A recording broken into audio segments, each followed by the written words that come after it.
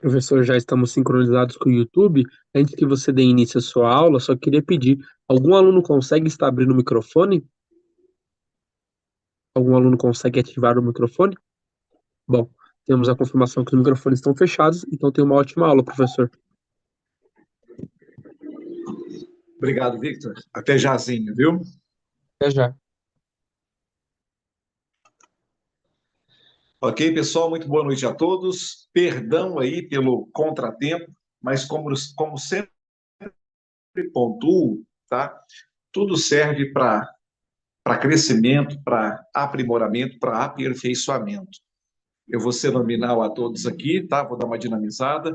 Muito boa noite, Ana Paula Teixeira, Artemísia Martins, Edivalda, Elizabeth Guzmão, Franciele Pereira, Josileia Santos, Marco Assis, Mário Jackson Rodrigues, Mirna, aqui para mim está aparecendo Moto G, aliás, Moto E7 Plus, Paula Araújo, Sinara Balbi e Normando Lopes. Pessoal, esse aqui é o nosso primeiro encontro, tá? Desse curso de formação de terapeuta de casais. A proposta temática de hoje é sexualidade e intimidade do casal. Ata Edivaldo Santos, Inês. Josileia, sim, prazer em revê-la, né? Acho que alguns aqui eu muito provavelmente deva conhecer. A fala rouca e a voz cansada é consequência. Mirna, prazer é todo meu, seja muito bem-vinda, tá?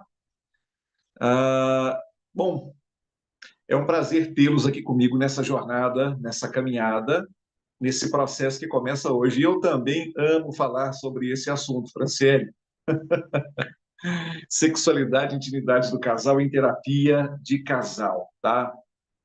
É um mercado em ascensão que demanda por profissionais tecnicamente habilitados, eticamente comprometidos. Ser terapeuta de casais não é para qualquer um, não é terreno para aventureiros e para amadores, é terreno para gente séria, com formação sólida, disposta a aprender sempre, aprimorar-se, aperfeiçoar-se sempre. Então, se esse é o seu intuito, se esse é o seu objetivo, se essa é a sua busca, se essa é a sua proposta, seja muito bem-vindo, seja muito bem-vinda a esse time. E eu digo com frequência que o seu maior investimento não é, nunca foi, jamais será o financeiro. Seu maior investimento sempre será o tempo que você dedica a algo ou a alguém.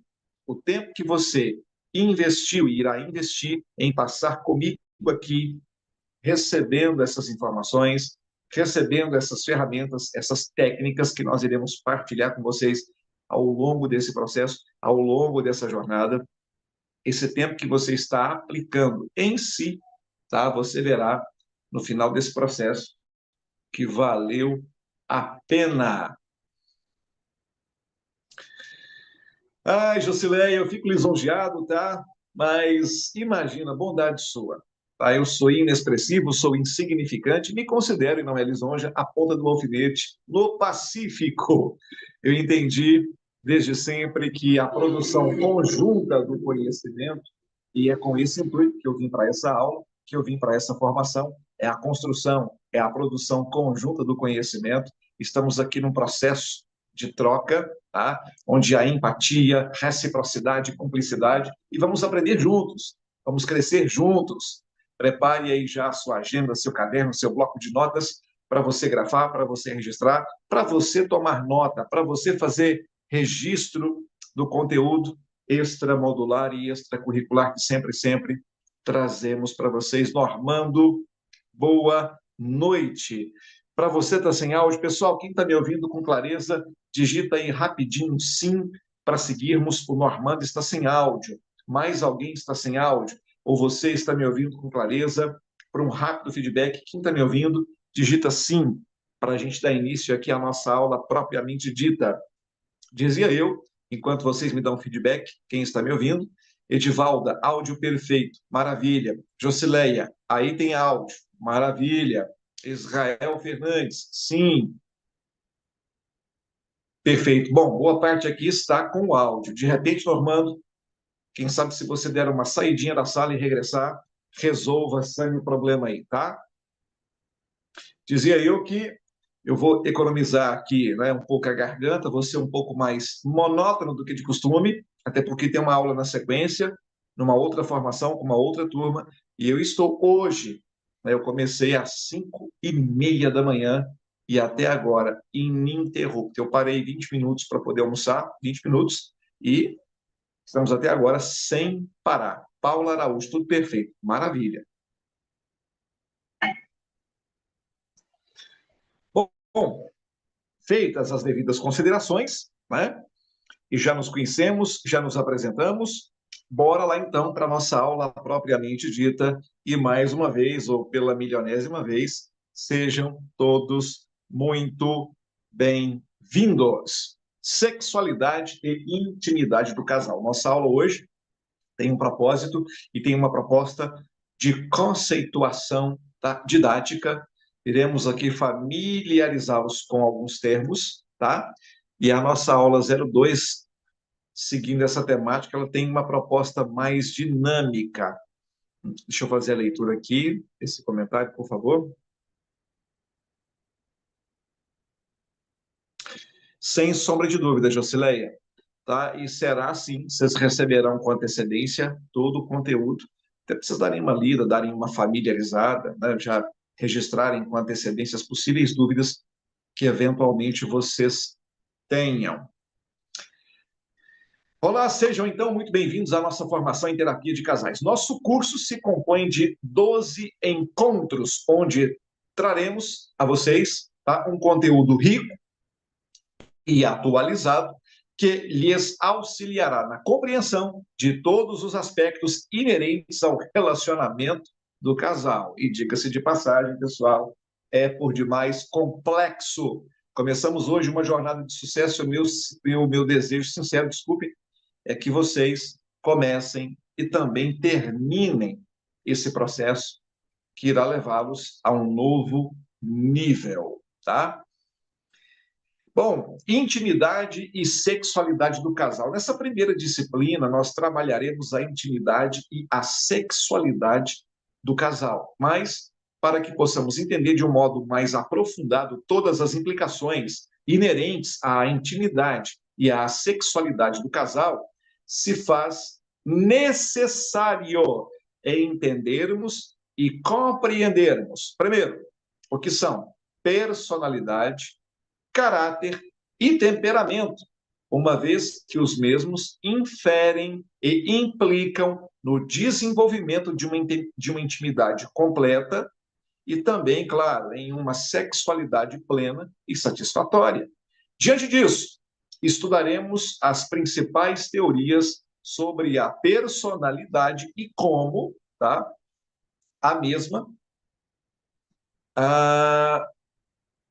Pessoal, houve um erro meu aqui de digitação. Me perdoem, por favor, tá? Eu vou fazer a correção aqui no PowerPoint e na conversão para PDF eu reenvio para vocês aqui, tá? Consequência de preparar as aulas depois das 0 horas, tá? Então, diante disso, do que eu aqui lhes expus, nós estudaremos as principais teorias sobre a personalidade, tá? E como a compreensão da mesma pode inferir, ok? Não só na forma de condução de um processo terapêutico, né, aplicado aos casais, mas nós entendermos o que é a personalidade e como a mesma se forma, né, isso irá, não só poderá, mas irá inferir positiva, né, ou negativamente na intimidade e na sexualidade do casal. Então, é importante, é fundamental e é imprescindível você, enquanto terapeuta de casais, entender que sempre, sempre haverá espaço para aprendizado e para conhecimento. Comumente, o casal não tem um conhecimento pleno um do outro. Sabem muito sobre o companheiro, sobre a companheira, sobre o cônjuge, mas não conhecem, eu diria, de um modo mais assertivo e aprofundado. E isso acaba, ou seja, esse desconhecimento acaba muitas vezes sendo causa, sendo motivo de vários conflitos evitáveis, caso o casal se dedicasse a conhecer-se de verdade ou a aprofundar um pouco mais o conhecimento que um tem do outro. Eu posso conhecer as preferências, posso saber quais são os costumes, os hábitos, quais são os gostos, o que não significa que eu conheço de fato o outro. Essa pessoa ao lado de quem eu estou a dormir todas as noites. Porque muitas vezes o conhecimento inicial que nós temos, e nós temos uma tendência de ficarmos ancorados nesse nível de conhecimento, que diga-se de passagem, tá? Grosso modo, no primeiro contato, no primeiro momento, tendemos a nos fixar em aspectos estéticos ou físicos, né? Em aspectos comportamentais, não necessariamente temperamentais, porque muitas vezes só acessaremos, tomaremos conhecimento, nos encontraremos com a essência do outro depois de um certo tempo de convívio. E muitas vezes a impressão que se tem é que não é a mesma pessoa, ou seja, eu conheci alguém lá atrás que agora parece que inexiste. Não, não é assim. Na verdade, sempre esteve ali, sempre existiu. O problema é que as lentes com as quais eu olhava para o outro não me permitiam acessar essa essência, enxergar essa essência, entender essa essência. E hoje eu estou pagando a conta por ter me furtado a aprofundar o que tinha sobre essa outra pessoa. Então, sempre haverá espaço para trabalhar isso no casal, o autoconhecimento, mas também o conhecimento do outro. Quem é você? Boa parte das pessoas com as quais tratamos, trabalhamos, lidamos no dia a dia, não se conhece de verdade. Estão encenando o personagem. E isso vai inferir na relação a dois. Sempre, sempre, na relação a dois, haverá um personagem que, de quando em quando, ele emerge, ele ganha espaço, ele vem para o palco, ele faz toda uma encenação, mas ele vai embora. Sabe aquela roupagem que comumente todos nós usamos, né, para atender a exigências culturais, sociais, circunstanciais, exigências feitas e impostas a nós pelos nossos ciclos de relacionamento, sejam eles na esfera profissional, sejam eles na esfera afetiva, íntima, social. Sempre estaremos sob essas exigências, sob essas cobranças. Então, conhecer-se de verdade é fundamental para sobrevivermos a todas essas imposições que nos são feitas diariamente. E trazendo isso para a relação a dois, além de me conhecer, eu preciso conhecer quem está do meu lado. Entender, de fato. Porque para atender a uma necessidade, eu preciso primeiro entender essa necessidade. Quem não entende, não atende. Simples assim. Perdoe-me por ter devagado um pouco aqui, pessoal. Eu, às vezes, me emociono com a temática, porque acho atualíssima, né? E necessária essa compreensão. Mas falando sobre personalidade, deixa eu voltar o slide aqui e fazer para vocês essa pergunta. O que vocês entendem por personalidade? Se eu estivesse aqui agora, olho no olho, tá? Me dirigindo a qualquer um de vocês, perguntando, por favor, o que é personalidade? Defina para mim do seu jeito, à sua maneira, com as suas palavras. O que você entende por personalidade? Alguém que está sob os holofotes? Alguém famoso? Cheio de paparazzis ao redor dessa pessoa o tempo todo? O que você entende por personalidade? Alguém aí se candidata a dar-nos a sua opinião, dar-nos o seu parecer, dividir conosco sua compreensão? É só levantar a mão e eu abro o microfone para você já nessa parte inicial da nossa aula. Alguém aí quer dizer para nós o que é personalidade? Marco Assis, características que definem uma pessoa, sua maneira de encarar e lidar com a vida. Maravilha! Mais alguém quer definir para nós, com as suas palavras, o que você entende por personalidade?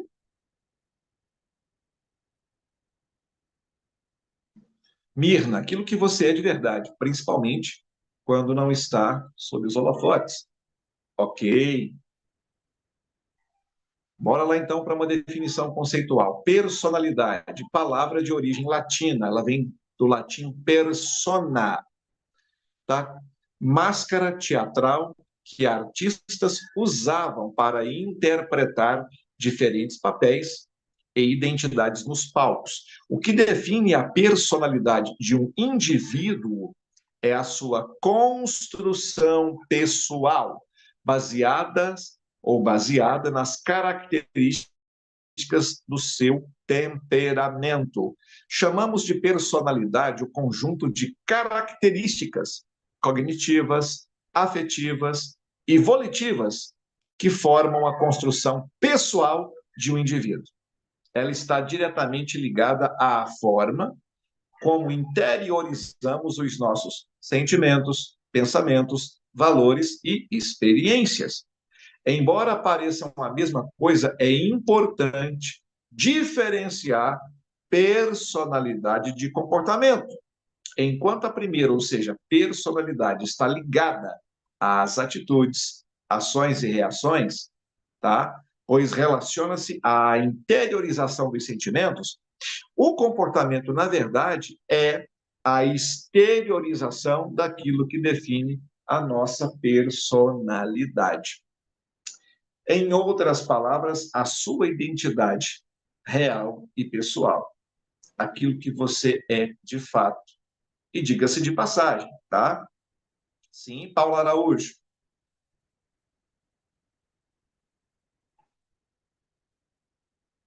Maravilha, Marco.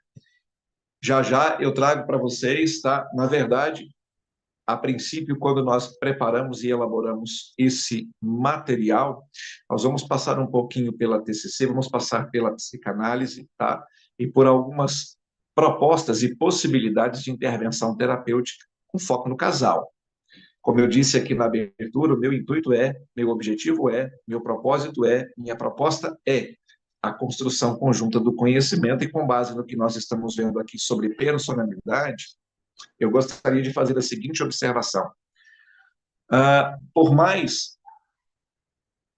Maravilha, Marco Assis. Maravilha. Então, estamos falando a mesma língua. Pessoal, fica claro que a personalidade é aquilo que nos distingue, né? Que nos diferencia. Tá? Você é um ser único. Eu quero acreditar que em algum momento você tenha, né, escutado, tenha ouvido isso. Tá?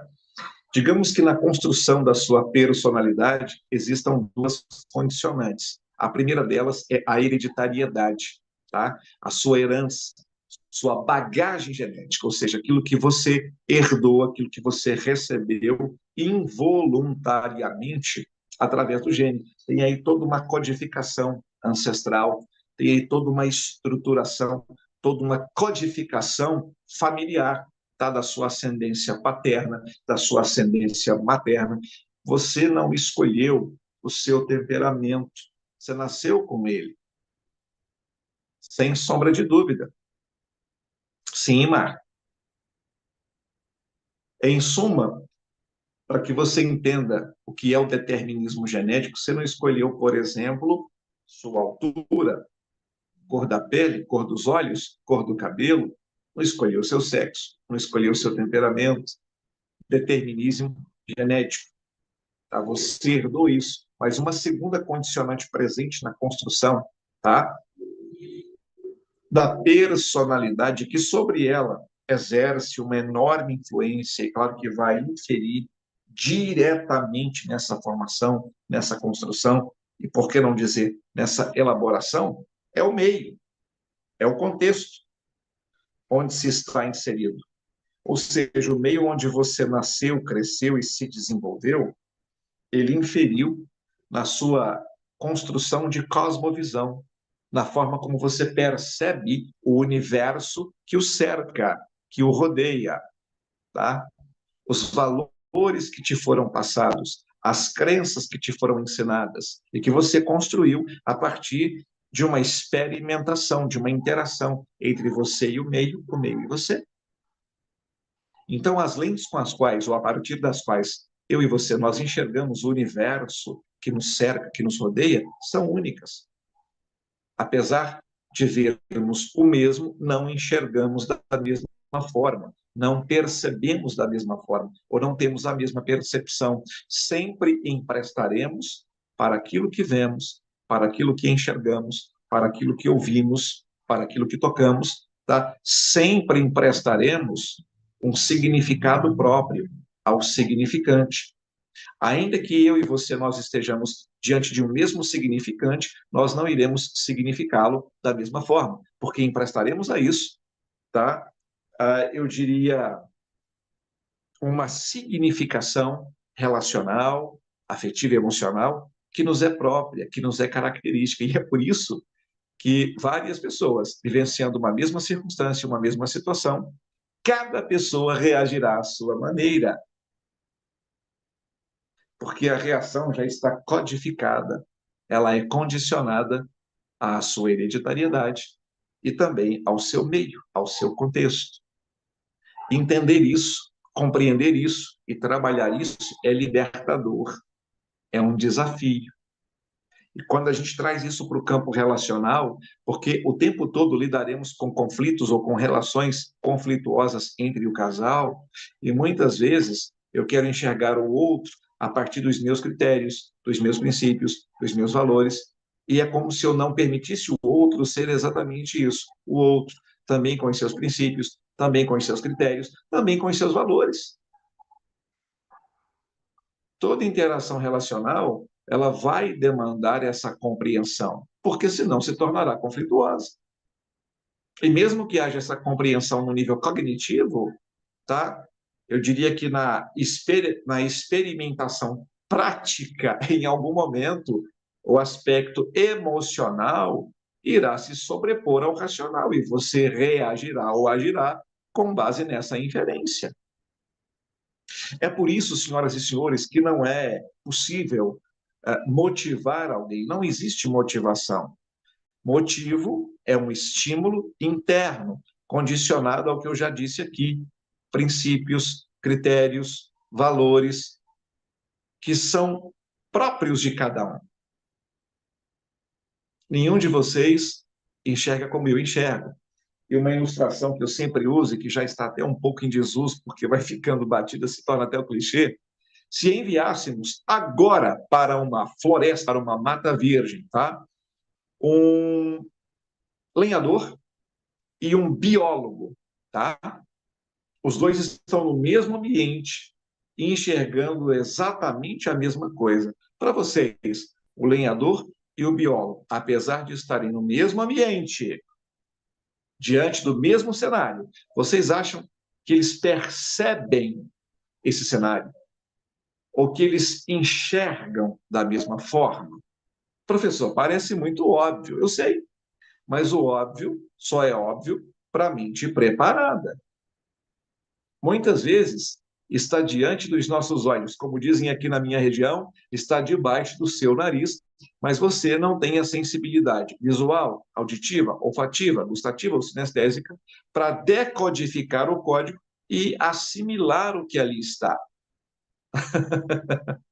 Essa aqui é a verdade. Você enxerga com lentes culturais. Você enxerga a partir daquilo que querem que você veja, tá? Só estou devagando, professor? Não, e nem filosofando, tá? Estou provocando o seu raciocínio lógico. Faço isso de modo proposital. Eu disse que estávamos juntos para a construção conjunta do conhecimento. Estamos falando sobre intimidade e sexualidade do casal. E a intimidade, tá? A sexualidade perpassa por tudo que eu estou dizendo até aqui. Essa construção retórica e argumentativa, da qual eu estou a me valer, é para provocar em você essa percepção da enorme complexidade que envolve a intimidade e, consequentemente, a sexualidade.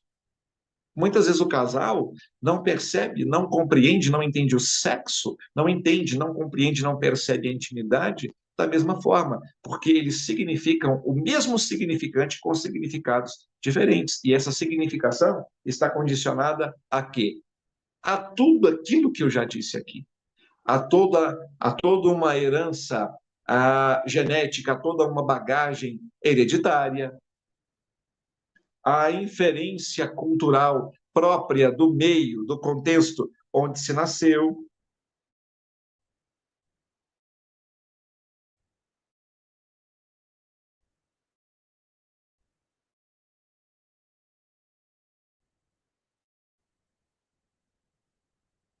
E entender isso, ou trazer o caso dessa, minimizando, eu diria, muitas atitudes que vão resultar em divergência, em conflito.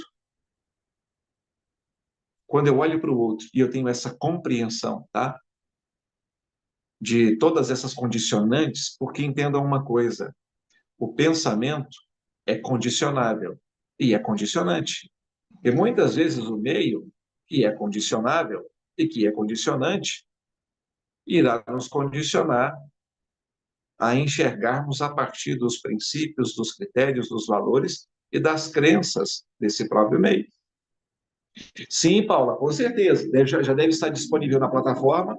Em não estando, é claro que eu libero para vocês. Até aproveitando, já estamos em curso com a nossa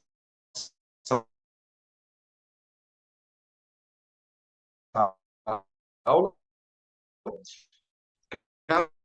Caso vocês queiram, porque eu vou dar uma dinâmica, marquem, por favor, o contato desse insignificante e inexpressivo formador de opinião que ora vos fala, tá?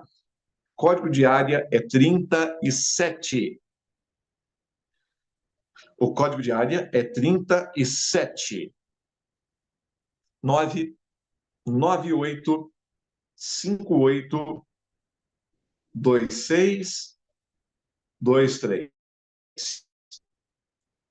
Repetindo, o código de área é 37 9 98 58 2623. Podem me mandar um oi por lá que eu libero para vocês aí o material, tá? Falando sobre teorias da personalidade, vejamos agora, de acordo com Freud, tá? Ou seja, com um olhar psicanalítico, tá? O que seria essa construção, o que seria a personalidade. A teoria da personalidade, segundo Freud, também conhecida como teoria psicanalítica da personalidade, né? Devido à psicoterapia, prática defendida pelo então neurologista austríaco Sigmund Freud. Para Freud, toda ação é movida por forças internas que estão diretamente ligadas ao prazer. Ou seja, para ele, o desenvolvimento da personalidade é regido por quem? Por quê? Pela libido. A personalidade é desenvolvida no indivíduo, quando criança, tendo como motivadores primários os impulsos sexuais e agressivos. A fim de explicar a sua teoria, Freud subdividiu a estrutura da personalidade em 3 sistemas, assim chamados, assim nominados: o id, o ego, ou eu, e o superego, que é o eu superior. O id seria o sistema original da personalidade, tá? Ligado às ações primárias e às pulsões inconscientes, ou seja, às satisfações e prazeres corporais. O ego, o lado racional, que obedece a quê? Aos princípios da realidade, tá? Controlando os impulsos do id. E, por último, o superego, o lado da personalidade, É o superego que dá a noção de certo e errado ao indivíduo. Digamos que o ego está no meio tentando equilibrar os dois pratos da balança. De um lado, o id, do outro lado, o superego. O id seria o eu instintivo, aquilo que nos assemelha aos irracionais. O id quer tudo, reclama tudo, acredita que pode tudo, e para ele todo o universo está gravitando, está orbitando em torno das suas necessidades. Já o superego, no extremo oposto, é a instância moral responsável por bloquear, por reprimir, por recalcar. Maravilha, Artemisia. Às vezes aqui pelo Zoom dá uma travada, eu entendo, tá? Então, o superego, ele age no contraponto, muitas vezes recalcando e reprimindo esses reclames do id. E aí, não é o meu intuito aqui falar sobre isso, tá? O foco aqui é a intimidade, a sexualidade do casal, é a terapia para casais, mas eu optei por trazer toda uma fundamentação teórico-prática para que vocês entendam quando aconselharem, quando trabalharem, quando administrarem situações que envolvam o casal, que vocês entendam que há muito mais coisa envolvida por trás de uma relação conflituosa, por trás de uma divergência, tá? Por trás de um reclame, por trás de um conflito. Existem pulsões, existem forças inconscientes por trás de algumas atitudes, de alguns comportamentos. E é claro que o casal não tem essa consciência, não tem essa informação, não tem essa compreensão. Então, muitas vezes, o que é que está por trás de um dado comportamento e ou atitude? É o id reclamando tudo, exigindo tudo? É o superego travando, bloqueando, reprimindo, refreando tudo? O que está acontecendo por trás de toda essa dinamicidade relacional? Segundo Duane e Sidney Scutz, autores do livro Teorias da Personalidade, a subdivisão do ponto de vista de Freud explica os processos psicológicos trabalhando juntos, funcionando como um todo na personalidade, onde o id desempenha o fator biológico, o ego, o fator psicológico, e o superego, o fator social. Embora apresente os conceitos de consciente e subconsciente, a ideia de que a personalidade tem relações com a infância, a teoria de Freud acaba sendo um tanto quanto limitada por apontar motivações sexuais e agressivas como fatores determinantes a todas as ações do indivíduo. Ainda falando dentro de uma percepção psicanalítica de teoria da personalidade, tá? De acordo com uma concepção junguiana, né, ou para Carl Gustav Jung, a personalidade ou psique, como ele a chamava, é formada por sistemas isolados que atuam de forma dinâmica uns sobre os outros. O psiquiatra e psicoterapeuta era um estudioso assíduo, bebeu de várias fontes e por muito tempo foi um dos discípulos de Freud. Embora viesse a usar suas referências sobre consciente e subconsciente, Jung não concordava com a visão de Freud sobre os fatores de motivação da personalidade. Na visão junguiana, existem 4 funções psicológicas básicas, quais sejam sentir, pensar, perceber e intuir. E 2 tipos de caráter, o introvertido e o extrovertido, tá? Cada indivíduo desperta em si uma função básica e um tipo de caráter, originando assim a sua personalidade. Essa era, pessoal, a concepção de Jung, tá? Sobre a personalidade. Ao todo, a teoria de Jung apresenta 8 tipos de personalidade. Bora lá ver quais são. Primeira, o reflexivo extrovertido. é a personalidade de indivíduos mais racionais e objetivos, que geralmente apresentam cargos importantes. Os reflexivos extrovertidos são céticos, pouco sensíveis, narcisistas, prepotentes e também manipuladores. Pessoal, se identificou com reflexivo extrovertido? Professor, claro que não. Então, maravilha. Segunda personalidade, de acordo com a teoria junguiana, tá? O reflexivo introvertido. Pessoas com essa personalidade são definidas pelo lado intelectual e um forte apego à filosofia. Embora sejam muito interessantes, possuem dificuldade de relacionamento e são bastante teimosas. Essas são as características do reflexivo introvertido. Terceira personalidade, a sentimental ou o sentimental extrovertido. Vocês estão percebendo que em cada uma dessas classificações nós temos o extrovertido e o introvertido, os dois lados de uma mesma moeda, tá? Essa psique é facilmente encontrada em mulheres. Os sentimentais extrovertidos são empáticos e compreensivos, possuem facilidade de comunicação e relacionamento, forte poder de sedução e persuasão. Desculpem, no entanto, tendem a sofrer mais com as rejeições. Quarta, o sentimental introvertido. Geralmente são pessoas solitárias, possuem dificuldade de relacionamento, gostam de silêncio, são melancólicas, pouco sociáveis e fazem o possível para não chamar atenção, mas são sensíveis às necessidades alheias. Quinta, o perceptivo extrovertido. Essa personalidade possui um lado místico, forte percepção e identificação com objetos.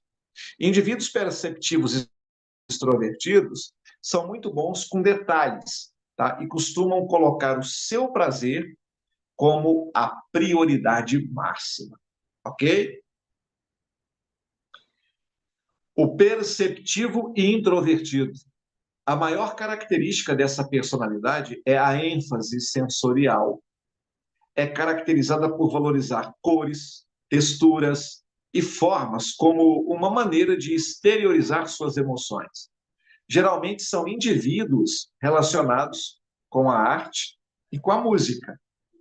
Sétima personalidade, dentro de uma concepção ou de uma proposta junguiana. O intuitivo extrovertido. Pessoas aventureiras fazem parte dessa personalidade. São ativas, inquietas, determinadas e corajosas, mas, em geral, egoístas e não ligam muito para o bem-estar coletivo. E a oitava e última personalidade, o intuitivo e introvertido. Personalidade característica de indivíduos extremamente sensíveis, com alto senso intuitivo. É muito comum pessoas assim estarem ligadas à religião.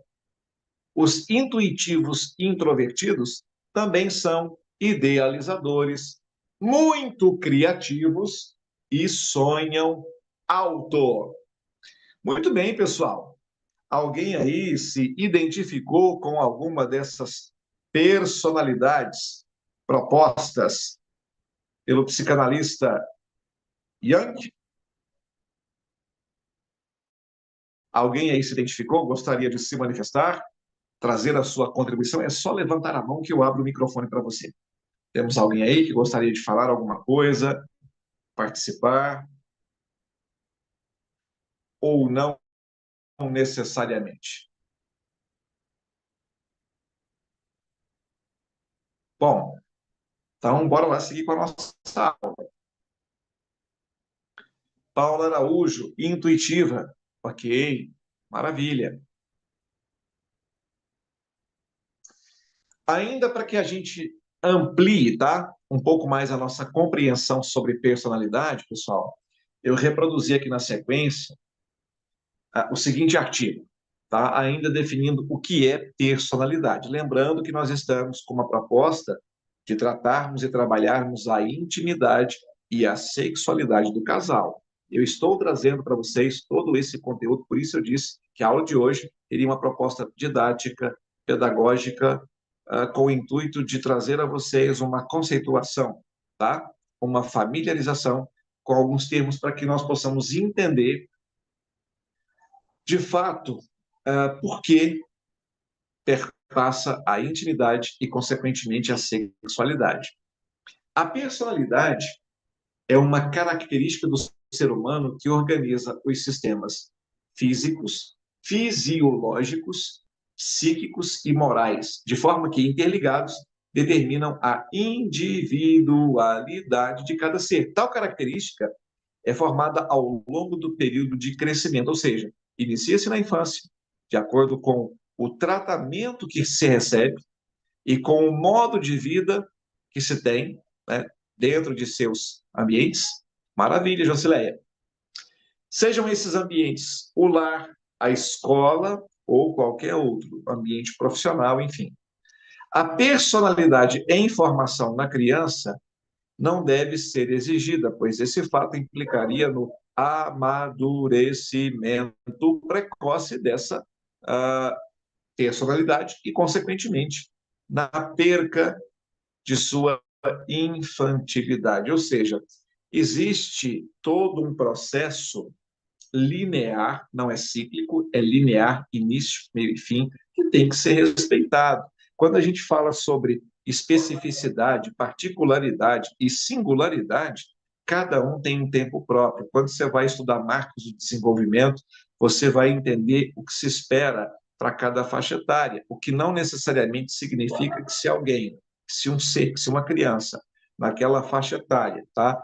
Naquela idade cronológica, ainda não está a produzir e ou reproduzir aquilo que deveria, aquilo que se espera, que possivelmente esteja ali alguma anomalia, não necessariamente, tá? Porque o que se faz é uma estimativa que se dá ou que se constrói com fundamentação numa média global.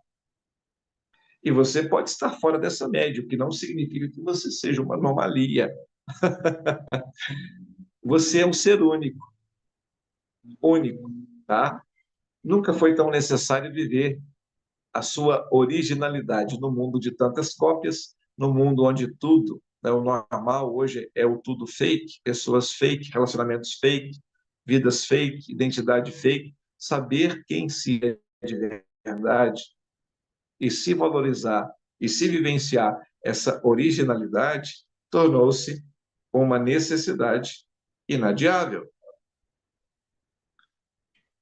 E quando tratamos com casais, principalmente no aspecto íntimo, sexual, tá?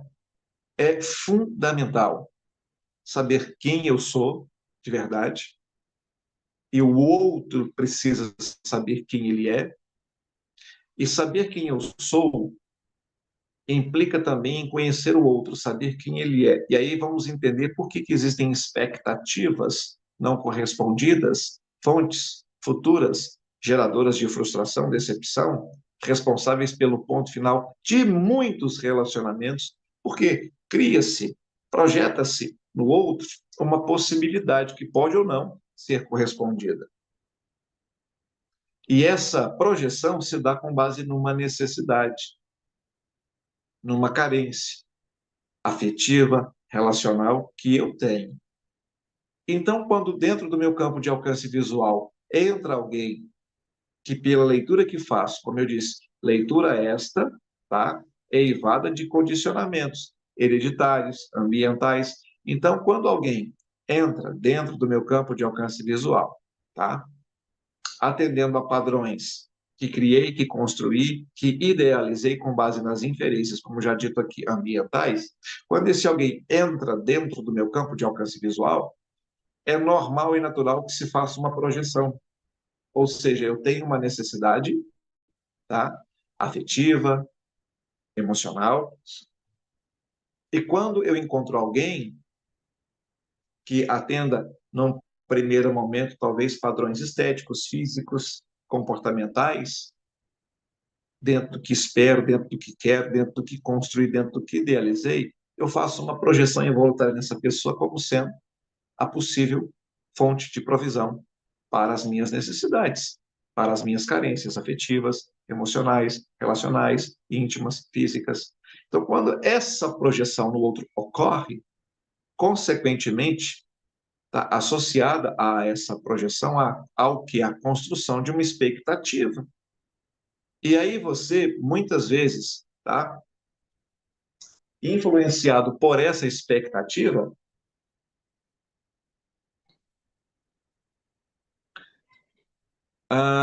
acaba sendo, o que seria uma palavra mais apropriada, tá? Para que eu definisse isso? Porque enganado pode soar um tanto áspero, né? Um tanto indigesto. Mas a verdade é que você tem uma carência afetiva, emocional e relacional que você, quando enxerga alguém como possível fonte de provisão para essas carências, o seu psiquismo faz nessa pessoa, nesse outro, nesse ser, essa projeção associada à construção de uma expectativa, como eu disse, que pode ou não ser correspondida. E em não sendo, em maior ou menor grau, o que decorre, tá? Desse não atendimento da expectativa projetada? Frustração, decepção, mágoa, ressentimento. E, claro, as travas emocionais, as travas psíquicas, as travas sentimentais, que vão resultar em travas físicas, em bloqueios físicos. Então, temos um casal que, no primeiro momento, tá? Aparentemente se corresponde, né? Se atende, se ama, e que ao longo desse relacionamento é como se coisas fossem surgindo, emergindo, brotando e acontecendo, né? Que fossem travando, que fossem bloqueando esse casal e dificultando essa interação. E aí vamos ver N coisas, N situações que vão resultar muitas vezes numa ruptura, tá?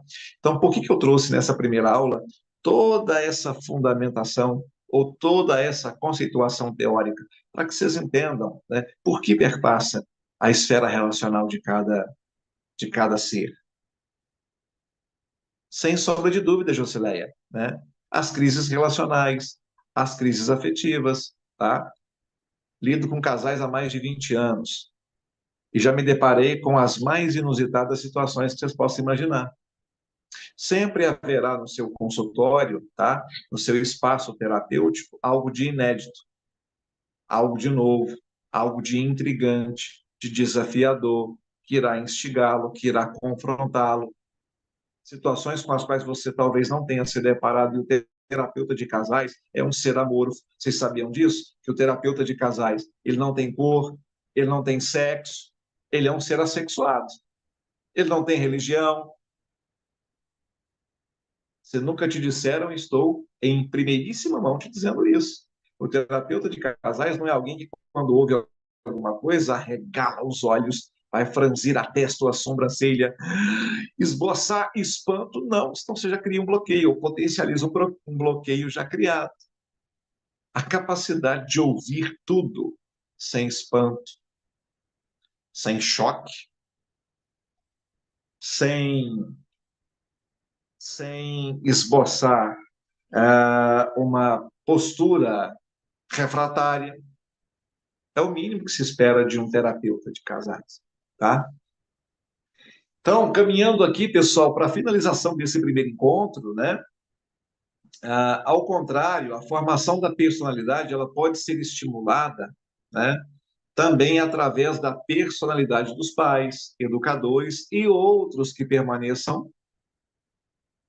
Paulo Araújo, sem problema, tá? Me manda depois um oi no número que eu te passei, caso você não tenha acesso ao material, que eu te disponibilizo lá, sem problemas, tá? Muito obrigado pela presença aqui nessa primeira aula. E outros que permanecem próximo ou próximos a tais crianças por longos períodos. Gente, A relação com o outro, tá? Imagina, Paula, a disposição. Independentemente de que em que campo ou esfera se dê essa interação, tá? Ela tem inferências e influências. Ela molda, ela formula, tá? Então, ou seja, numa relação docência-discência na educação, né? Deixa eu só ver aqui rapidinho, pessoal, por favor, me perdoem, deixa eu só ler aqui esse comentário. Ai, abri errado aqui.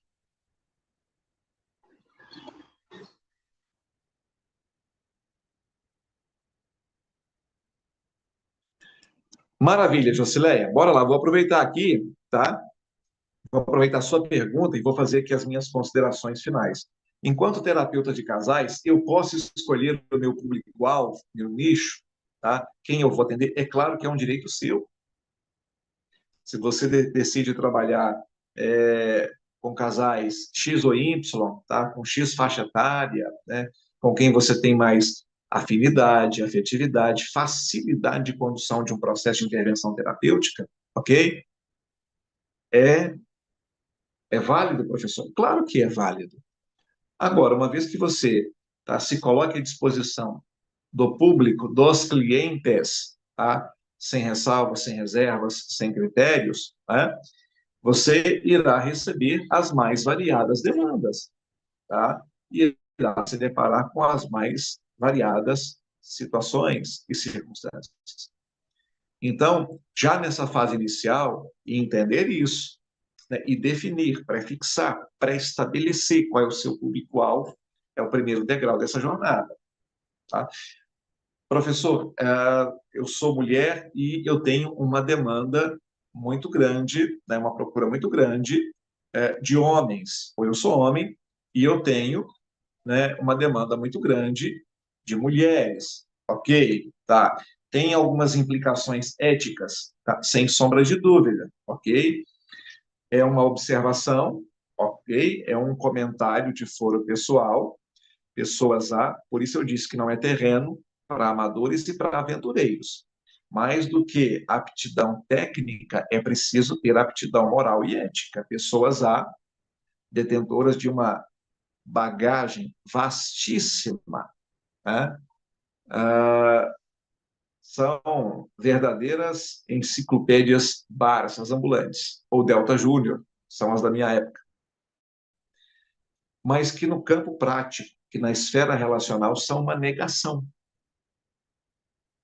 São inaptos ou ineptos por traços de caráter, por traços do perfil, da personalidade. Pessoas lá que têm uma dificuldade frente ao sexo oposto, tá?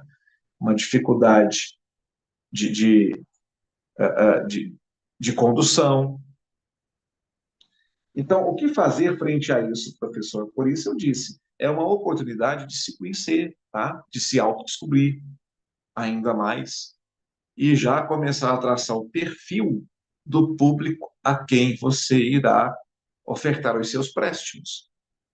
A partir das atitudes características da personalidade de cada indivíduo, tá? A criança passa a ser influenciada por tais e passa a manifestá-las demonstrando sua vontade.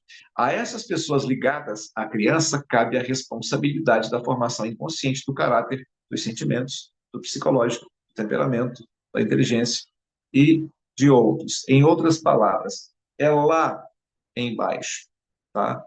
É lá no início da existência e essas trocas que começam a acontecer já começam a exercer toda uma influência, né?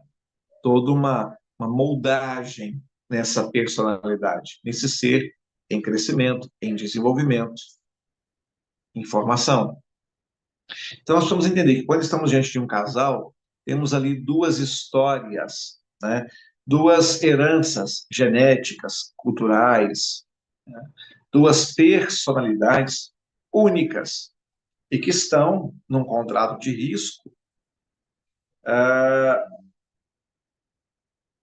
dispostos a caminhar na direção de uma fusão, tá?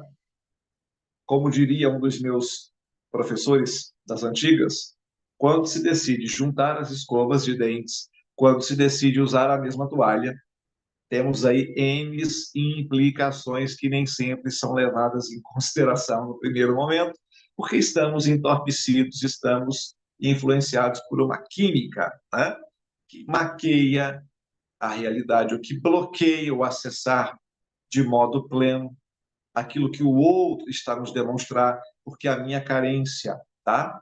Afetiva, emocional, ela vai maquiar, ela vai burlar isso que sempre esteve ali, não é que se apresentou depois, que surgiu depois, do nada, não. Não existe esse do nada, sempre esteve ali. Acontece que a minha carência afetiva, emocional e relacional, a minha carência psíquica, tá? Fez uma projeção com possibilidades de provisão, e essas possibilidades de provisão, né, no primeiro momento talvez atendidas, satisfeitas, mas a longo prazo não mais, acabaram resultando na minha frustração, na minha decepção, e aí eu tenho, né, um terreno fértil para conflitos, para divergências e para problemas. Certo, pessoal? Então, dito isto, nós encerramos aqui a nossa aula inaugural, ou aula de apresentação, aula 01, Intimidade e Sexualidade do Casal, tá? Espero que vocês não me deixem ao longo desse processo, que estamos começando hoje, que estamos iniciando hoje.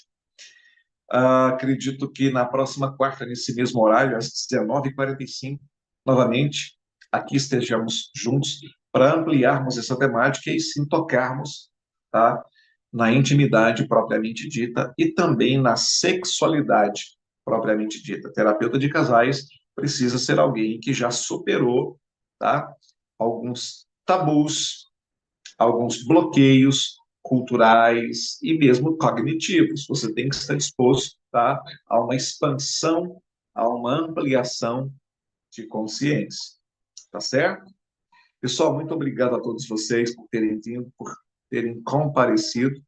Até o nosso próximo encontro. Todo mundo pegou meu telefone aí? Meu WhatsApp? O meu Instagram? Não, o senhor não passou, professor. Quem não nos segue, nos dê um apoio, uma força por lá, para alcançarmos mais pessoas com as nossas mensagens, tá? Temos muito conteúdo dativo, inclusive no blog que eu escrevo, algumas mensagens ativacionais, as PIAs, as pílulas ativacionais. É um programa que nós temos de alimentação emocional diário. Todo dia de manhã liberamos uma PIA, uma pílula ativacional, uma mensagem positiva. Você começa o seu dia com o pé direito, tá? No Instagram, William Antônio Borges, tudo junto. Quem não nos conhece, nos siga por lá. No YouTube, William Borges Piuí. Nos dê um apoio por lá. E no Facebook, também o William Antônio Borges. Tá certo? Deus abençoe vocês. Uma ótima noite. Forte abraço. Tá? Aqui, ó, um abraço simbólico. E até o nosso próximo encontro. Tá? Como diz o meu Davi aqui, o top das galáxias. Tá certo? Deus abençoe vocês. Muito obrigado, pessoal.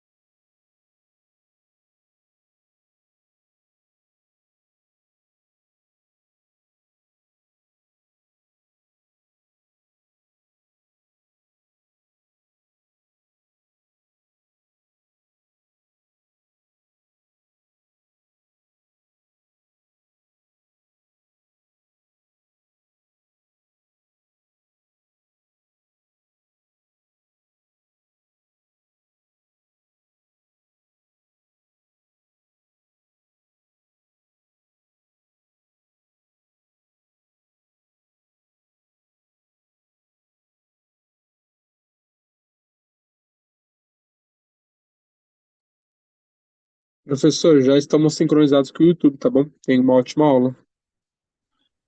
Ok, Victor, muito obrigado. Ótima noite. E até jazinho.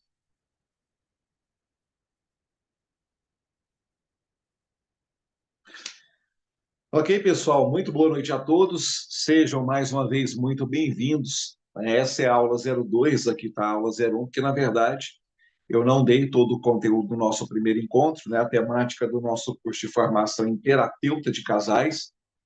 Esse é o módulo 1, aula 02 do módulo 1, ainda falando sobre a sexualidade e a intimidade do casal. Eu vou dar uma rápida recapitulada no que vimos na aula anterior e sequenciar a partir disso. Paula, boa noite, seja muito bem-vinda, tá? Aos que estão comigo aqui pelo YouTube, aos que estão aqui pelo Zoom, né? A você que está conectado pelo seu fone de ouvido e que vai reacessar, rever esse conteúdo, né, em algum momento futuro, tá? Nosso intuito aqui é dar a vocês todo um suporte, todo um aparato teórico e técnico que possa habilitá-los a atuarem com segurança, com propriedade, com maestria na intervenção terapêutica ou psicoterapêutica com foco em casais, tá? Eu vou reprisar da aula anterior a teoria junguiana sobre personalidade, né? Eu disse a vocês que há muito mais envolvido, né, por trás da intimidade, por trás da sexualidade do casal. Nós temos questões de implicação psicológica, de implicação emocional. Ah, sim, claro que sim, Paula. Já vou falar agora no início da aula, né? Porque o TDAH ele tem esse esquecimento. E confesso a vocês que depois, né, tardio, o meu diagnóstico ele veio tardio. Foram 2 diagnósticos e até hoje eu ainda lido com essas especificidades, tá? O código de área é 3799858 2623. Repetindo, o código de área 3799858 2623. Vou falar devagar, tá certo. O código de área é 37,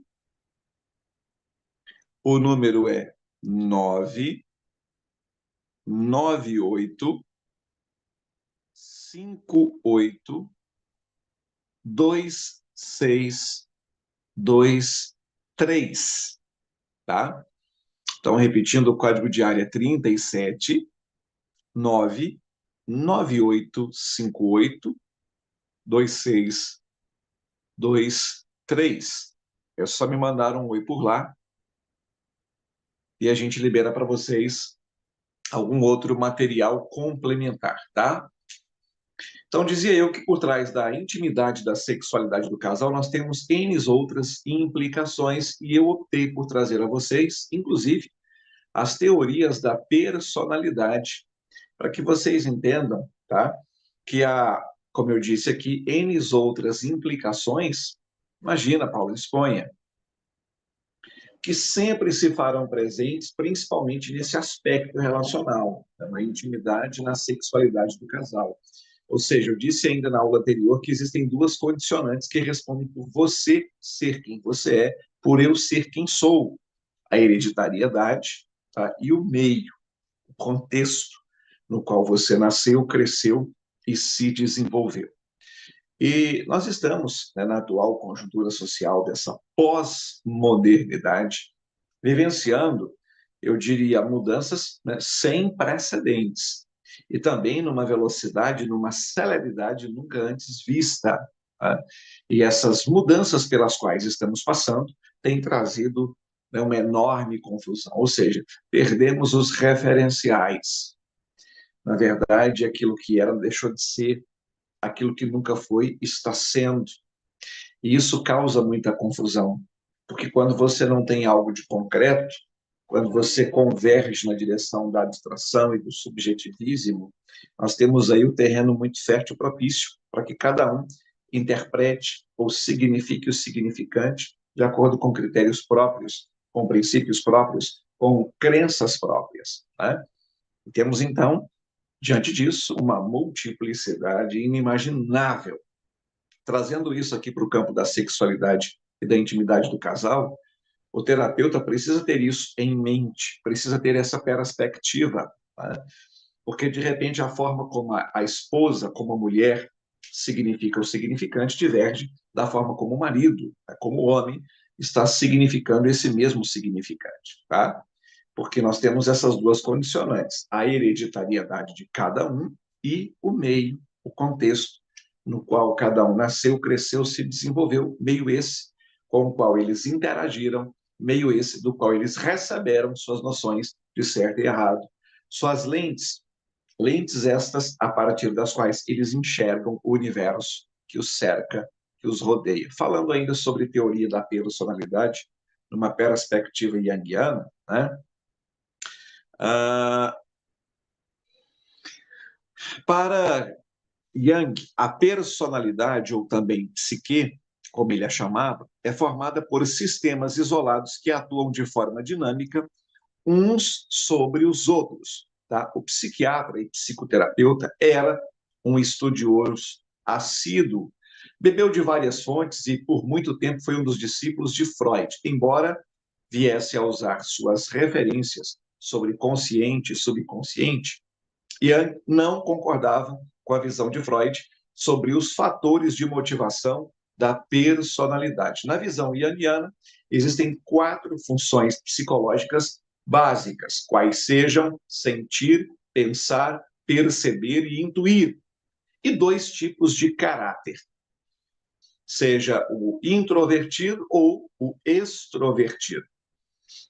Cada indivíduo desperta em si uma função básica e um tipo de caráter, originando assim a sua personalidade. Ao todo, de acordo com a teoria de Jung, existem 8 tipos de personalidade, tá? E para cada possibilidade, para cada opção, nós teremos ou o introvertido ali presente ou o extrovertido ali presente.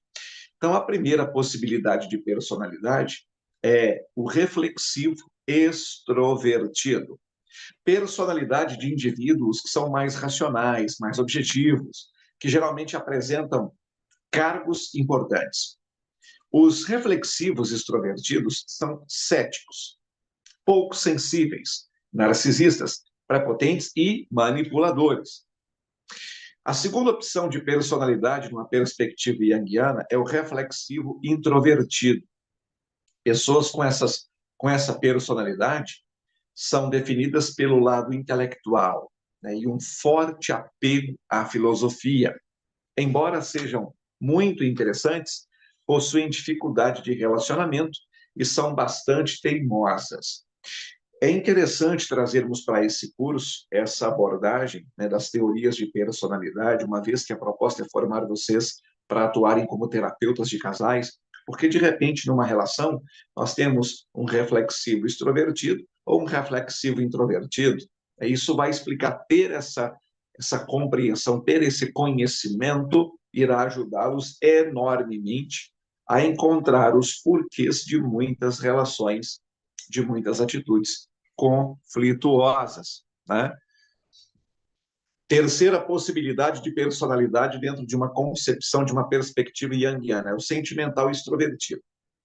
Essa psique ela é facilmente encontrada em mulheres, né? Os sentimentais extrovertidos são empáticos, também são compreensivos, possuem facilidade de comunicação e de relacionamento, forte poder de sedução e persuasão. No entanto, tendem a sofrer mais com rejeições. Esses são, né, os sentimentais extrovertidos. Agora, o sentimental introvertido. Geralmente, são pessoas solitárias, possuem dificuldade de relacionamento, gostam do silêncio, são melancólicas, pouco sociáveis e fazem o possível para não chamar a atenção, mas são sensíveis às necessidades dos outros, às necessidades e às demandas alheias, tá? Em quinto lugar, nós temos o perceptivo extrovertido. Essa personalidade, ela possui o que nós chamamos de um lado místico, né? Forte percepção e identificação com objetos. Indivíduos perceptivos extrovertidos são muito bons com detalhes e costumam colocar o seu prazer como prioridade máxima. O perceptivo introvertido, a maior característica dessa personalidade é a ênfase sensorial. É caracterizada por valorizar cores, texturas e formas como uma maneira de exteriorizar as suas emoções. Geralmente, são indivíduos relacionados à arte e também à música. O intuitivo extrovertido. Pessoas aventureiras fazem parte dessa personalidade.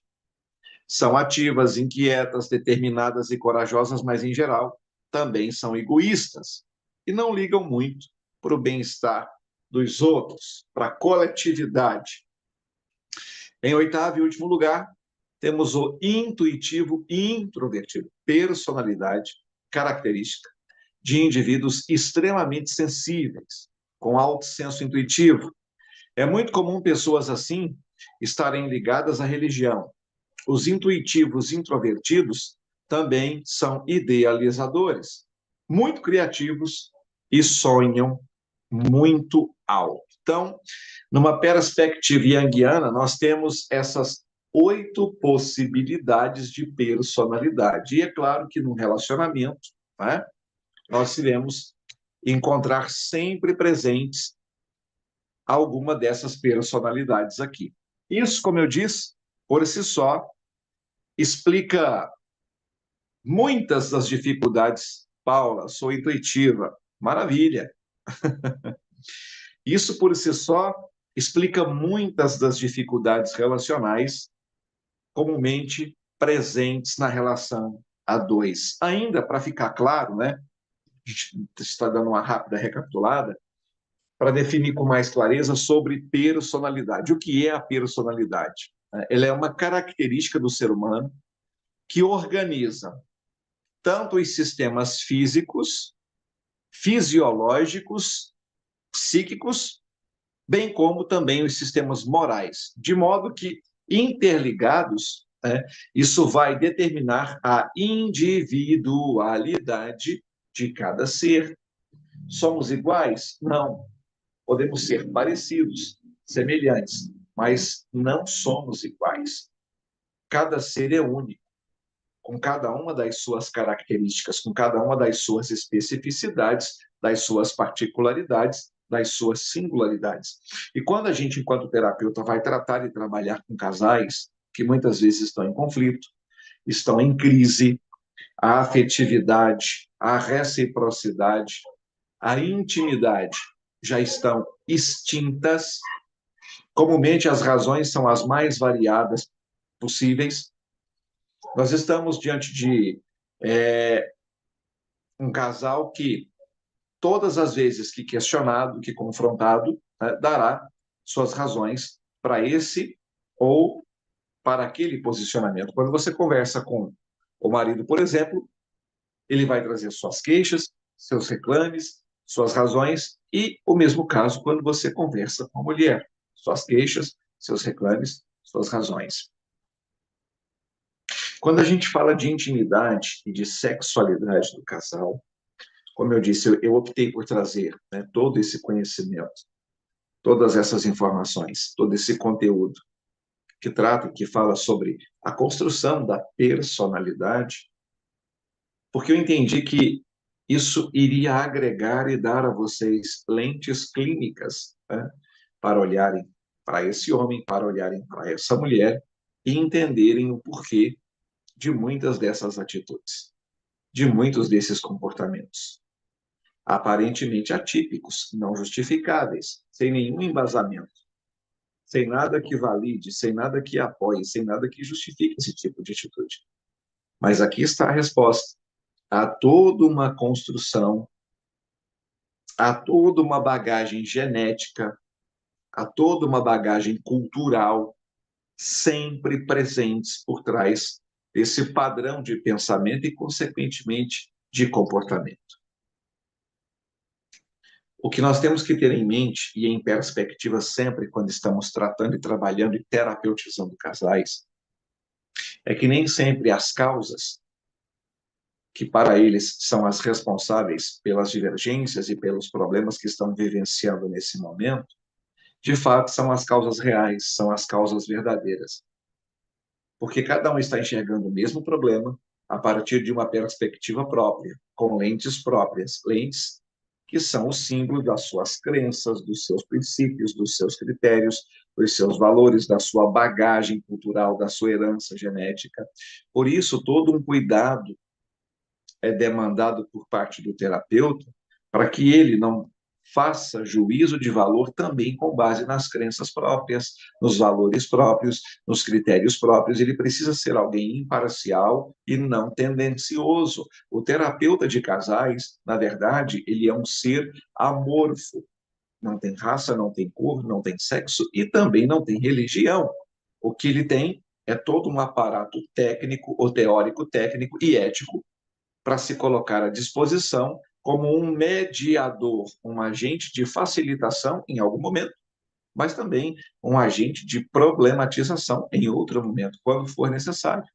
Um confronto direto, um chamamento a um posicionamento, a um protagonismo existencial. É isso que o terapeuta faz. E quando a gente fala de intimidade e de sexualidade do casal, estamos aqui percebendo que há N outros fatores que sempre se farão presentes. Ou irão preceder essa intimidade, essa afetividade, essa sexualidade, ou estarão ali nesse intercurso e mesmo pós esse envolvimento íntimo, estarão ali presentes todos esses fatores, todos esses critérios. Então, o cuidado e a cautela por parte do terapeuta nunca é demais. Mesmo para orientar, para dirigir, para dirimir, ele precisa ter cuidado, porque muitas vezes sua fala, seu direcionamento, sua orientação poderão ser tomados como crivos de aferição e usados num pós-intervenção, num pós-prática terapêutica, de um contra o outro. Ele disse isso, que você estava errado, você percebeu, prestou atenção? Não, ele disse que você estava errada, você não percebeu, não? Você não entendeu o que ele disse, ou o que ela disse? Entendem? Nós estamos, muitas vezes, a lidar com situações conflituosas. As demandas que um terapeuta de casais encontra vida fora são as mais variadas possíveis, impossível de prever todas as possibilidades com as quais você irá se defrontar, irá se deparar. O que é necessário pontuar é que você tem que estar o tempo todo em constante aprimoramento, buscando ampliar aquilo que esse curso irá proporcionar e propiciar a você, mas não se restrinja, não se limite, que o seu escopo, que a sua bagagem teórica, tá? Não se resuma apenas ao que nós estamos aqui lhes apresentando. Falando ainda sobre a personalidade, tá? Tal característica ela é formada ao longo do período de crescimento, ou seja, isso vai começar lá na infância, né? De acordo com o tratamento que se recebe, com o modo de vida que tem dentro desses ambientes que lhes são comuns. Né? Esses ambientes podem ser a casa, o lar, a família, a escola, a igreja, enfim. A personalidade em formação da criança não deve ser exigido, até porque esse fato implicaria no amadurecimento precoce, né, desta e, consequentemente, na perca de sua infantilidade. Existe um processo normal e natural que deve ser respeitado. Não dá para queimar fases, não dá para pular etapas sem arcar com as graves consequências dessa tentativa, muitas vezes antecipatória, né? De algo que está para lá, ou para daqui a um ano, ou para daqui a 2 anos, a gente tenta trazer isso para o aqui e para o agora. A formação da personalidade pode ser estimulada também através da personalidade dos pais, educadores, né? E de outras pessoas que estão mais próximas dessas crianças por longos períodos. Ou seja, você é o que é graças à sua herança, à sua bagagem genética, mas também graças à presença de pessoas com as quais você teve um convívio muito próximo lá atrás. Isso influenciou, isso acabou moldando a sua personalidade, e isso responde em muito por tudo que você é no seu momento presente. O que você quer dizer com isso? Ele quer dizer que você acabou sendo a consequência ou efeito de múltiplas causas relacionais. Como eu disse, causas relacionais estas, né, oriundas do seu contato com os pais, com educadores, com amigos, pessoas que sempre estiveram próximas a você. Né? A partir das atitudes características da personalidade de cada indivíduo, essa criança em formação, ela passa a ser influenciada, né, por essas pessoas e acaba também, além de receber essas influências, né, comportamentais, temperamentais, relacionais, ela acaba, por um efeito espelhamento, reproduzindo parte daquilo que acabou presenciando e vivenciando com essas pessoas. A essas pessoas ligadas à criança, cabe a responsabilidade de formação do inconsciente, do caráter, dos sentimentos, do psicológico, do temperamento, da inteligência e de outros traços que vão fazer desse ser, né, um ser único. Tá? Bom, eu decidi nessa aula 02 falar um pouco sobre a história do estudo da sexualidade. Você, terapeuta de casais, é interessante ter essa perspectiva histórica, porque isso não começou ontem. Né? Na verdade, sempre houve um interesse, uma busca, uma procura por parte de grandes estudiosos, grandes pensadores, de entender essa dinamicidade da sexualidade humana. Então, de acordo com o site Wikipedia, né, desde o aparecimento do ser humano no mundo, a sexualidade já era um fenômeno existente, mas agora a história do estudo da sexualidade, ela só vem sendo pensada nos últimos séculos. Durante todo esse percurso, encontramos diferentes formas de expressão dessa sexualidade, carregadas muitas vezes de valores, outras vezes de estigmas e preconceitos próprios e característicos de cada época e de cada sociedade.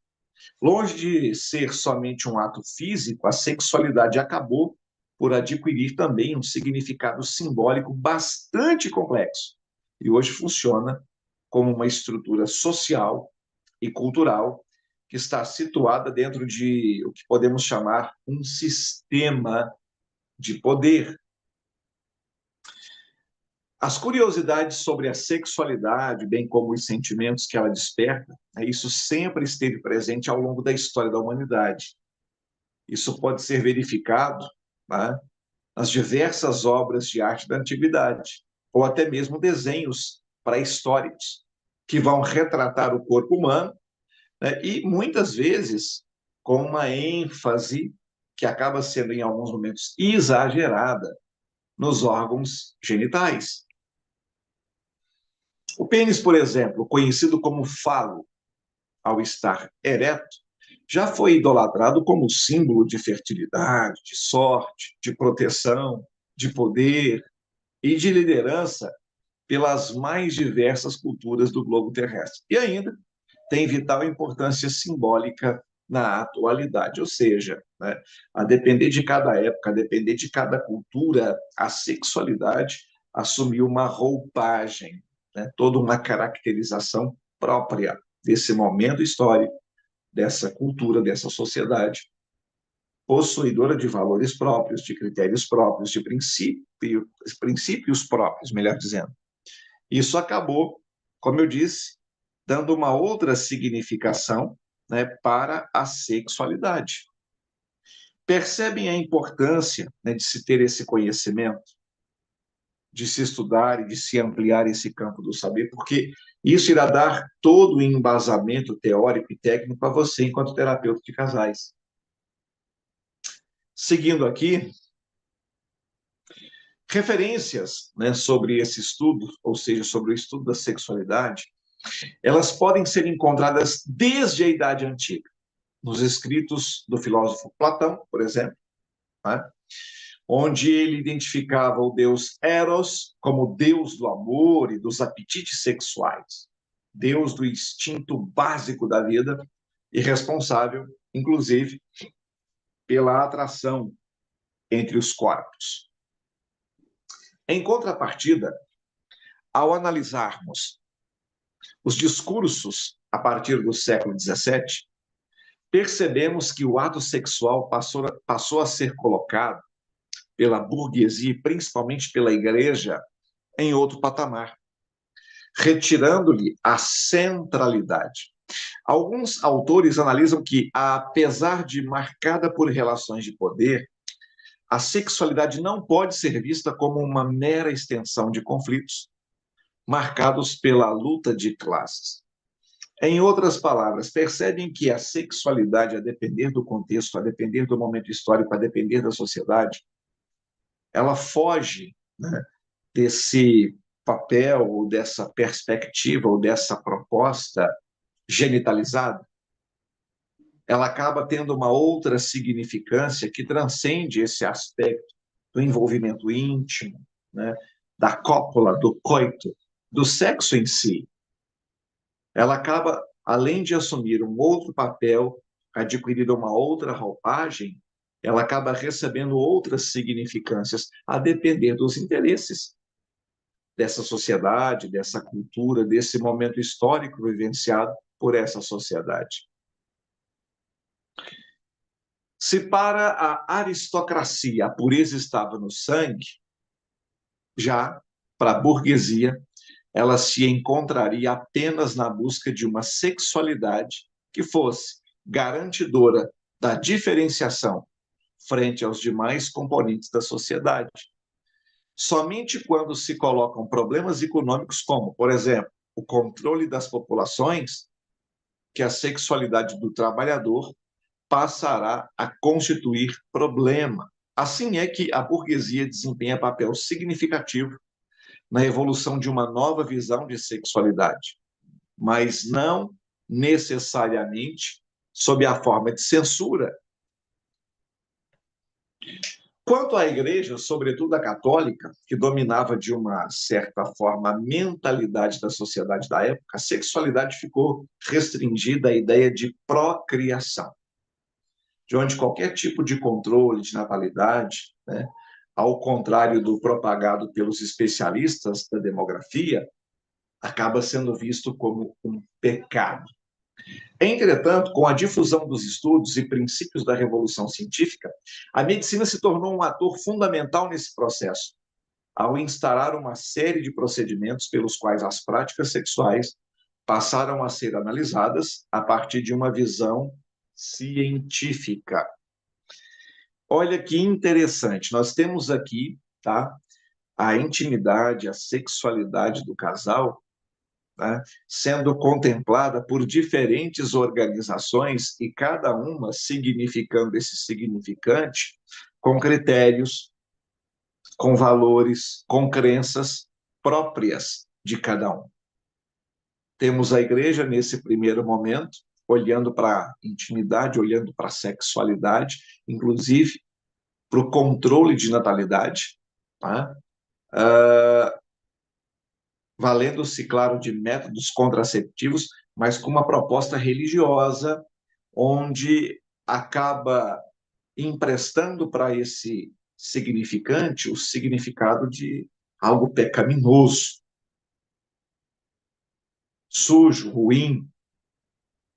E, entretanto, temos de um outro lado a ciência, com uma abordagem não tendenciosa, focada na experimentação, no tangível, no palpável, né, trazendo uma outra proposta e uma outra significância para o mesmo significante. É interessante nós olharmos, né, de vários prismas de outras perspectivas, estamos vendo o mesmo, mas a partir de outros pontos, de outras óticas, com outras lentes. E isso acaba ampliando a nossa compreensão, como eu já disse aqui enfaticamente, que é muito mais envolvido por trás da intimidade, da sexualidade do casal, do que meramente o envolvimento físico, né? O interesse ou a atração física. É claro que essas crenças, que esses princípios, que esses critérios, que esses valores, de modo geral, sempre presentes na cultura e, consequentemente, na mentalidade desse homem e dessa mulher, isso se fará refletir, isso se fará ver, isso se fará manifestar nesse envolvimento, nessa intimidade, nessa relação a dois. Por isso a importância de se compreender as teorias da personalidade, o papel da cultura inerente e sempre presente também na sexualidade, na intimidade do casal, ter a compreensão da inferência religiosa por parte da igreja e no que isso implica. Então, o terapeuta de casais é necessário, é importante e é impreterível que ele detenha essas informações, que ele tenha esse conhecimento, que ele saiba olhar para a sexualidade, para a intimidade do casal a partir dessas outras perspectivas. Claro que, como eu disse, em alguns momentos ele será um agente de facilitação, em outros, ele será um agente problematizador, que irá chamar o casal para uma realidade, para um posicionamento. Seguindo aqui, pessoal, ainda falando sobre, né, a história do estudo da sexualidade, tal discurso vai se tornando poderoso à medida que não fala em nome de especulações e de falsas crenças determinadas pela igreja, dando um lugar central à objetividade junto às observações criteriosas baseadas nos métodos científicos que garantem uma verdade irretocável e, por isso mesmo, que se coloca na condição de guia para o estudo e prática sexual. Se trouxermos para a atualidade, né, esse estudo da sexualidade, nos tempos atuais, já falamos sobre ele, tá? Na teoria da personalidade, mas agora no que compete à sexualidade, vou trazer de novo uma abordagem sobre Freud. Né? Nos tempos atuais, destacou-se no estudo da sexualidade o surgimento da psicanálise. Sigmund Freud se referiu ao deus Eros como sendo a libido, a força vital, né, de amor. Mas o tema sexualidade foi primeiro abordado por Michel Foucault, que problematizou essa questão, confrontando-a com a moral contemporânea. De acordo com o contexto social do mundo moderno, o papel do homem e da mulher na sociedade seria paralelo aos papéis dos dois gêneros no mundo greco-romano. Nesse caso, os gêneros não são caracterizados em um aspecto biológico, mas sim pelo caráter social. Para os estudiosos de cultura contemporânea, o sexo não seria uma ação natural, e sim uma construção de cada época. Portanto, significa que o conceito de sexo muda de acordo com a convenção de cada sociedade. Sendo assim, o que é convenção seria considerado natural e adequado, porque praticamente toda a configuração imaginável de prazer pode ser institucionalizada como convenção. O interesse pelo estudo da sexualidade é crescente pelo mundo inteiro. Verifica-se um avanço na tentativa de melhor capacitar os profissionais de diferentes áreas, visando aumentar seus desempenhos em suas diferentes funções. Além de médicos, temos ainda interessados e mergulhados e envolvidos no estudo da sexualidade, psicólogos, enfermeiros, educadores, todos investindo nessa área através do desenvolvimento de trabalhos de pesquisa aprofundados nessa temática. É importante que nós ressaltemos que, para uma melhor compreensão da dinâmica da sexualidade, é necessária uma desvinculação de valores próprios, que podem trazer conclusões preconceituosas de uma determinada sociedade. Falando nisso aqui, pessoal, dos que comigo aqui estão, a Ana Paula, a Josileia, aqui para mim está aparecendo o MotoG Plus, Neudete, Paula Araújo. Alguém de vocês gostaria de, nesse momento, participarem e darem para mim, para os demais colegas, né, do seu jeito, a sua maneira, com as suas palavras, o que você entende hoje como sendo a sexualidade e a intimidade nesse contexto atual?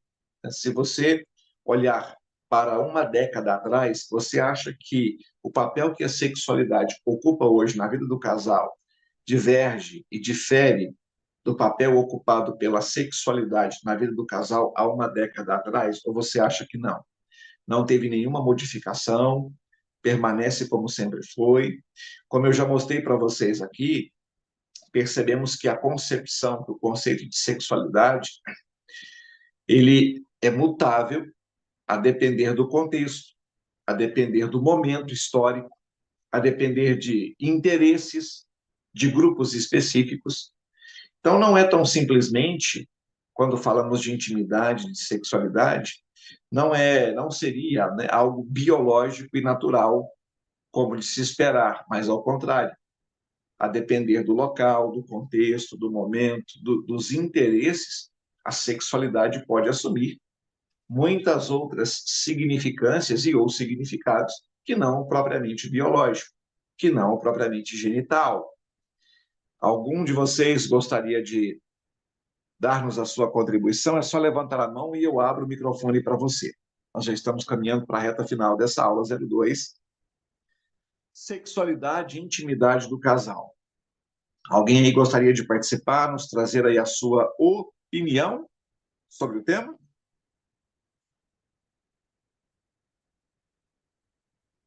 Ou o que você entende por sexualidade, por intimidade do casal?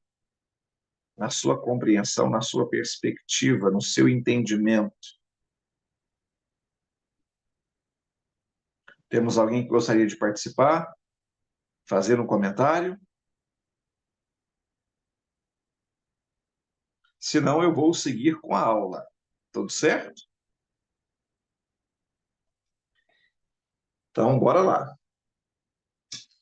Falando sobre sexualidade e intimidade do casal, né, nessa parte final, eu queria falar um pouquinho sobre sexologia, porque a sexologia é uma área que estuda, né, sobre a sexualidade dos seres humanos. E é algo que teve sua abordagem iniciada no final do século XIX, ainda que já no período grego se havia e se tinha um enorme interesse por essa temática, né, a qual encontrava-se registrada em alguns pergaminhos. Mas a sexologia não estuda apenas o ato sexual, né, como também outros aspectos que o rodeiam, como, por exemplo, as crenças, os interesses sexuais, as inseguranças, as disfunções sexuais, né, dentre N outras temáticas correlatas e atreladas ao sexo ou à sexualidade. O profissional que atua nessa área é chamado de sexólogo ou sexóloga. Esse profissional, ele se presta a fazer uma investigação da origem dos problemas que possam, né, comprometer a saúde sexual, e após essa investigação e também identificação dos possíveis problemas que estejam comprometendo a vida sexual do casal, né, ele vai propor, ele vai apresentar soluções que sejam adequadas para cada demanda, para cada pessoa.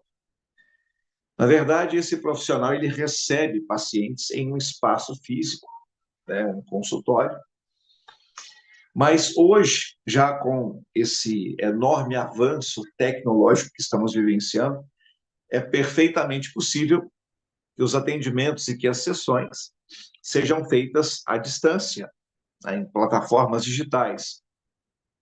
Alguns problemas que são referentes a disfunções sexuais, né, inclusive femininas, e que são também de interesse do terapeuta de casais, e é interessante que vocês saibam disso, são o vaginismo, a anorgasmia, a perturbação do orgasmo e a aversão sexual.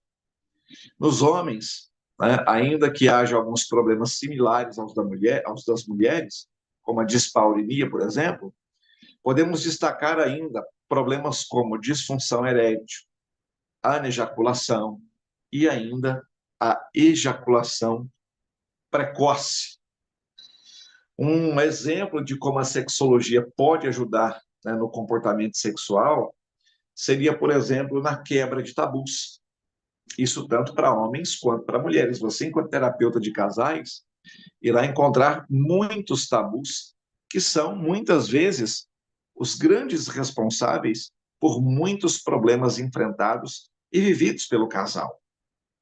Mitos e tabus que não mais deveriam existir, pelo menos não no contexto dessa sociedade dita e tida como, né, esclarecidíssima. E como a mente pode inferir de forma direta na vida sexual, né? Claro, quando você tem uma crença errada, principalmente sobre o sexo, sobre a intimidade, sobre a esfera afetiva e relacional com o seu parceiro, com a sua parceira, com o seu cônjuge, isso pode sim atrapalhar e em muito, né, o desenvolvimento pleno dessa intimidade e dessa afetividade. É importante que, enquanto terapeuta, você saiba que sempre haverá ou sempre haverão crenças presentes em todo e qualquer relacionamento. Ele tem crenças que traz da infância, ela tem crenças que também traz da infância, crenças que são muitas vezes baseadas em experiências vivenciadas por um e outro. Crenças que não são decorrentes ou oriundas necessariamente de experiências que por eles foram vivenciadas, mas que são decorrentes de ensinamentos, de aconselhamentos, de pessoas próximas, pessoas que são referência de autoridade para esse homem ou para essa mulher, pessoas que são referência relacional para esse homem e para essa mulher. E, em decorrência disso, eles acabaram instalando, tá, esse drive mental que acaba inferindo nessa intimidade, nessa afetividade. Bom, dito isso, pessoal, nós terminamos aqui a nossa aula 02, Sexualidade e Intimidade do Casal. Alguma dúvida, alguma crítica, alguma pergunta, alguma sugestão? Ficou claro para vocês, né, nessas teorias da personalidade que nós trouxemos, o quanto isso vai inferir nessa relação a dois? Ficou claro para vocês que as crenças que cada um traz, que cada um tem dentro de si sobre a sexualidade, sobre a intimidade, poderão e irão inferir nisso? Ficou claro para vocês que quando nós tratamos, né, e intervimos e trabalhamos com casais, nós precisamos olhar para eles privados ou despidos ou destituídos de critérios, de crenças, de princípios, de valores que nos são próprios, para não corrermos o risco de, ao ouvirmos uma queixa, de, ao ouvirmos um reclame, não sermos o terapeuta, sermos o juiz. Paula, tranquilo, vou encaminhar para você sim, sem sombra de dúvida, tá? Então, um conselho de um terapeuta veterano. Estejam sempre dispostos e abertos a ampliarem, tá, o campo do saber. Estejam dispostos a isso. Estejam dispostos e abertos a irem além do que o material aqui preparado está lhes ofertando, está lhes oferecendo. Dá para ir muito além, dá para ampliar muito mais. Tá certo? Alguma dúvida, alguma pergunta? Alguma crítica? Não?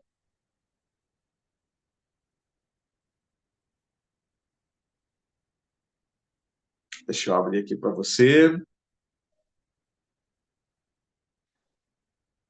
Verifica se abriu o teu microfone, por favor. Boa noite, professor. Boa noite. Tá, meu aí é o Moto E Plus, mas eu sou Isso, aluno, Moto G Plus, isso. eu sou aluno aí. Professor, o senhor falou da sexualidade, né?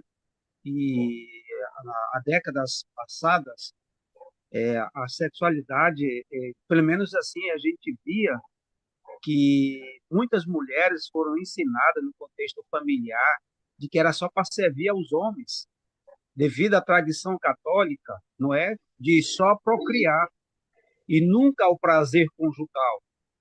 Então, isso, com o advento, né, da revolução sexual, aconteceu muita coisa, veio mudando muito de lá para cá, né? E a parte da sexualidade é importante, que eu vejo que ela atinge, o sexo atinge em si três áreas: a área física, a área espiritual e da área psicológica, né? A parte do psique. Então, a aula é muito boa, muito importante, não é? E é bom, sempre bom a gente aprender muito. Eu peguei um caso agora, que como eu sou pastor e no aconselhamento pastoral, chegou uma moça comigo, ela casada com o marido, e ela já pegou ele 6 vezes no motel com outra mulher, né? E aí, no caso dela, que eu atendi, é um padrão de repetição familiar, porque todos os irmãos dele são dessa forma, são infiéis, Uhum. não aguentam, ou seja, são sexomaníacos, não é? Eles não param só com uma mulher. E agora um dos filhos, a mãe me relatou, que já está falando assim: você é igual o papai, pegar todas, não é? Então Meu isso Deus. é um problema muito sério, essa parte, né? O que é que eu fiz, não é? Como não sou formado ainda em psicanálise, estou ainda nessa batalha e também estou fazendo essa terapia para ser terapeuta de casais. Eu indiquei eles que eles procurassem um psiquiatra, não é? Para o psiquiatra passar psicoterapia para eles, né? Porque foi o que eu pude Certo. entender, como eu já tinha entendido um irmão dele com o mesmo problema, e eu encaminhei, indiquei para eles um psiquiatra, para o psiquiatra fazer um trabalho na vida deles e passar uma psicoterapia, porque é muito difícil de tratar homens com esse tipo de atitude, de situação que eles estão vivendo, de não se contentar só com uma mulher, né? Então, isso tem trazido muitos transtornos a esse casamento e eu procurei ajudar esse casal, eles foram lá com muito carinho. Então, eu expliquei, né, dentro do contexto cristão, falei essa parte, né? Eu não atendi como terapeuta, eu atendi como conselheiro, né? Como Sim, sou pastor, como conselheiro. Então, foi o que aconteceu e eu estou vendo, nesse contexto aí, como as coisas têm mudado, não é? E além de tudo ainda, professor, além de toda essa situação, ainda tem as parafilias, não é? Que são um monte de coisas, porque tem os transtornos parafílicos, né? Que tem sim, levado muito casal, o uso indiscriminado da pornografia, não é? Que tem trazido muito transtorno ao casamento também, porque a pornografia ela modifica o sistema de recompensa cerebral do homem, não é? Então, isso é constante lá no gabinete pastoral, pessoas com esse tipo de problemas e atitudes, né? Essa é a questão das parafilias. Então, é complicado, muito complicado mesmo, sabe? eu entendo. Eu entendo. E, na verdade, esse curso ele vai agregar muito. O senhor vai ver daqui para o final as próximas aulas, os próximos encontros. A temática ela é atualíssima. E, enquanto líder cristão, eu sei que o senhor sabe que há um aspecto envolvido na sexualidade, que é o aspecto espiritual. Eu não vou aprofundar muito essa temática aqui, é só para dar uma pincelada. Toda vez que há um envolvimento íntimo entre um homem e uma mulher, eles estão celebrando um pacto de sangue, ou seja, durante o momento da intimidade, quando ocorre a penetração, nós sabemos que há dilatação de microvasos sanguíneos, há uma troca ali, no nível espermático, mas no nível também sanguíneo e espiritual. Essa aliança de sangue, esse pacto de sangue, ela abre portas no plano espiritual para uma transferência daqui para lá e de lá para cá. É uma troca. E é por isso que muitas pessoas, depois de N parceiros ou N parceiras, eu vou só dar uma resumida aqui, quando há essa troca, quando há essa intimidade, e acontece essa transferência, na prática significa que um e outro irão receber certas características, certos traços de personalidade um do outro. A gente fala que seria uma troca de alma, uma linguagem que ainda soa para um pastor mais conservador, que ignora o que eu estou falando, vai soar como algo meio esotérico, meio místico, meio herético. Na verdade, não é. Em Levítico, nós lemos que a alma da carne ela está no seu sangue. Quando há essa troca de sangue, mesmo que numa esfera, no nível microscópico, há uma troca de almas, há uma aliança. E é por isso que, de repente, alguém começa a desenvolver certas preferências, certos gostos, certos hábitos, para os quais não tem explicação. Não tem na família esse tipo de preferência, esse tipo de gosto, esse tipo de padrão comportamental. Por quê? Porque naquela intimidade que teve com aquela pessoa, ela herdou isso, muitas vezes da ascendência daquela pessoa, paterna ou materna. É um assunto que em algum momento eu quero, e vamos, eu e minha esposa estamos já fechando isso, promover um workshop aberto, ela também é sexóloga, é psicanalista clínica e é terapeuta de casais junto comigo. Quando as questões são mais clínicas, né, é claro que ela faz essa abordagem por ser sexóloga cristã já de longa data. Mas estamos preparando um workshop para casais, para líderes cristãos que trabalham com casais, para apresentarmos esse conteúdo com todo o embasamento, tanto científico quanto bíblico-teológico. Isso é muito sério. E as pessoas não têm a consciência de que a cama é um altar. Você vai para uma cama de motel, tudo aquilo que se fez ali em cima, todas as celebrações pregressas ou predecessoras que ali se fizeram, para quem está ali naquele momento, ele vai herdar toda essa bagagem, essa carga, todo esse sacrifício energético e espiritual que foi feito naquele lugar. É algo tão sério. Como eu disse, eu não estou quebrando aqui, não estou fugindo da proposta, a aula já terminou, mas se você recebe um colchão usado, por exemplo, um colchão de casal que já foi usado por alguém, ele pode estar em ótimo estado de conservação, mas ele não é algo virgem, não é algo puro. Ele já veio com toda uma carga genética, com toda uma carga espiritual. É tão sério, a gente olha para isso, Hebreus 13:4, quando o escritor diz: venerado entre todos seja o matrimônio, o leito sem mácula, ou seja, sem mancha, sem contaminação, sem impureza. O conceito de transferência está presente nas escrituras, inclusive nas palavras de Paulo, quando orienta Timóteo da seguinte forma. Alguém vai dizer, tá, mas ali é ordenação ministerial. Também, mas não só.